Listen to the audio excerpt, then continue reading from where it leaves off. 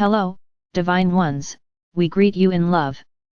Today, we are so happy and excited to talk with you about your mindset, and today, we want to invite you to consider that the real way you create your life and you engage light skillfully is by creating the state, the conditions, the environment of your mind. You create your experience of your mind. Your mind has the capacity to be and to express in many different ways. Think of your mind as the combination of your brain and your eternal consciousness. It's the way you know your experience, and the experience that you have depends on how you create your mind or your mindset. The reason it matters to do this intentionally is that your mind can be something which gives you pleasure or pain. You've all experienced this. You've all had those nights when you wake up, and you're stressed about something, and your mind makes you crazy. You tend to attribute your experience to your mindless when you're feeling positive, but when you're feeling incredible, that's because in your mind too, it's because of your capacity to receive an experience based on your mindset, and all of this is within your control. Today, we want to talk about this because your mind can be open and radiant or congested and depressing. Your mindset is developing all the time and it's completely of your own making, so you can shape it any way you like. Creating a mind that is shiny and open and available to high frequencies and discovering what it's like to live with that is way to know who you really are. What if the way you think shaped your mind? What if what you paid attention to shaped your mind? What if what you invested your energy in becoming established in your mind? What if what you stopped paying attention to just fell out of your mind, was no longer active or present? Well, that is how it works.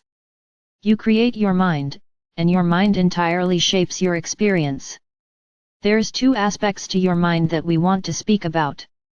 There's the autopilot part that happens without effort, and there's the conscious, intentional part, and we want to give you an example of how that might be beneficial for you and what you can do to shape both parts of your mind in ways that elevate your life. This morning Alia saw this ad on Facebook. It was for a retreat with the Buddhist teacher Pema Chodron, who she likes, so she watched the video, and the video for the retreat had Pema telling a very simple story. This is the story she told. She was talking about how your viewpoint can change, and we're going to build on this, so let us tell you this short story. You wake up, and you're in bed, and you're inside a house, and it's raining, and because you're inside the house, you hear the sound of the rain on the roof. It's a very beautiful sound, and you've just woken up, and you hear the rain, and it fills you with peace and joy. Then she says, now, if you have an outdoor wedding plan for today, wouldn't your response be different? Yes, and this is where what you've invested in matters. If you have an outdoor wedding plan for today, and you wake up to the sound of rain, you might be inclined to be upset or unhappy or angry, and as Pema pointed out in the video, you discover how the way you think shapes the way you feel. We want to take this further. Of course, in this example, your viewpoint relative to what you had planned for the day and what you woke up to is part of what's going to be in play. This is where it gets really interesting and has to do with your mindset, because if you're a person who has been practicing a mindset of ease and cultivating thoughts that things go your way, if you've been building positive ascending momentum, you might find that you enjoy the rain and expect it to stop before the wedding, leaving the air clear and fresh and everything sparkling and clean and beautiful. See the difference? If you've been feeling and thinking that life isn't going your way, if you've got descending momentum going on, and you haven't been cultivating the environment of your mind, you might very easily get very angry, and also use this manifest experience as fuel to further that unhappy pattern of thought by thinking, oh my gosh, hey race, yet another thing that isn't working out for me. Do you feel the difference in the momentum that gets furthered by your response to this, and do you see how your existing momentum might come into play automatically or intentionally in every moment of your experience? Of course, you do, because you're smart. You realize now that only you can create this momentum in your life, and that you're doing it. You're creating your mindset in the state of your mind day in, day out. The state of your mind has to do with your frequency and how you're focused in your state of alignment, and you can change this. You can change it. You can change it at any time in any moment. We've often made the suggestion to interrupt things and to let go of what's going on, to interrupt what's not feeling good, to reach for anything that gives you a little relief. We go further with this right now by saying any investment you make in a positive mindset benefits you.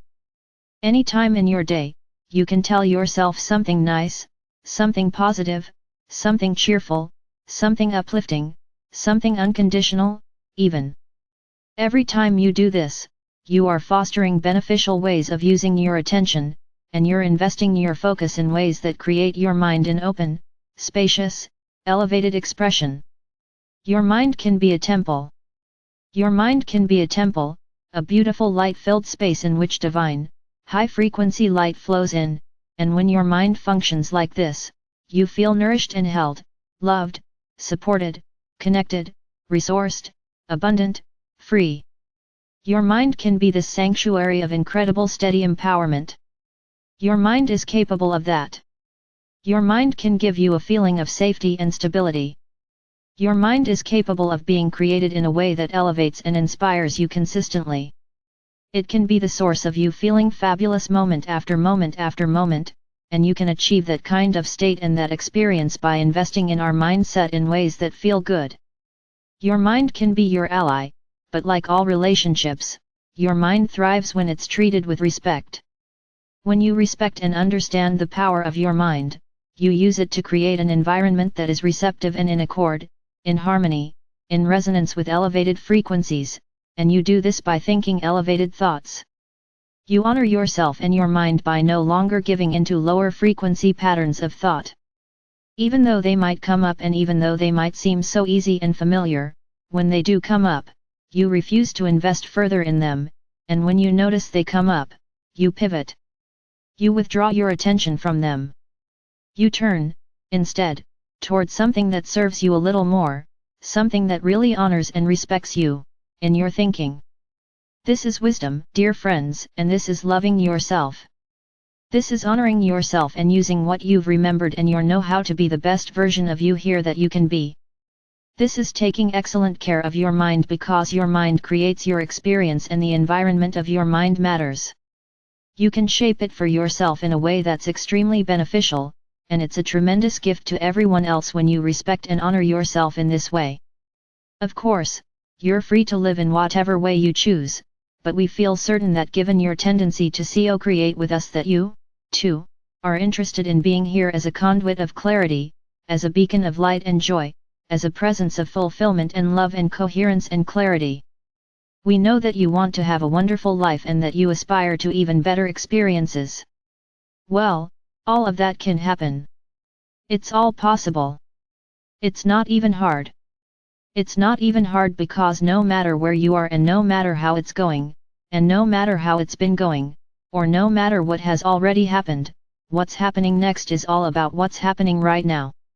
What is happening right now in your mind, and how are you going to feed your mind today? How are you going to relate to your mind today thinking about and understanding what we're sharing here? What kind of momentum are you going to build? What are you going to create? Every moment is a fresh start. Use it that way. Use it that way. Use your mind to encourage and support you with positive thought. Understand that you're free to choose whatever you want to think about and what you invest your energy in. When you say even the simplest elevating things to yourself such as, "Hey, we're doing really great. Let's keep going. Let's stay with it." That alone is so simple, and it makes your life better, and it fosters a more positive mindset. It's really so simple to live, enjoy, and create unconditionally. Light flows at your command, but you have to do it. You have to embrace your freedom of focus. Now, you've learned this, you felt it, and today, we invite you to realize your mind is of our own making, and when you not only invest in thinking positive thoughts in the present, but realize what you invest in creates patterns and habits that serves you, you make life so much easier because this is how things change and improve in big ways. Imagine how far you can go when the thoughts you think intentionally are positive and encouraging and hopeful and aligned with what you want. And the thoughts that happen on autopilot start to be the new ones you're establishing and also building through positive patterns of thought. That is liberation, and that is living skillfully and wisely and letting the way your beautiful mind works work for you, allowing yourself to create a mindset that stabilizes your life and serves your joy. If you've never considered this a priority before, we invite you today to do so. We are complete.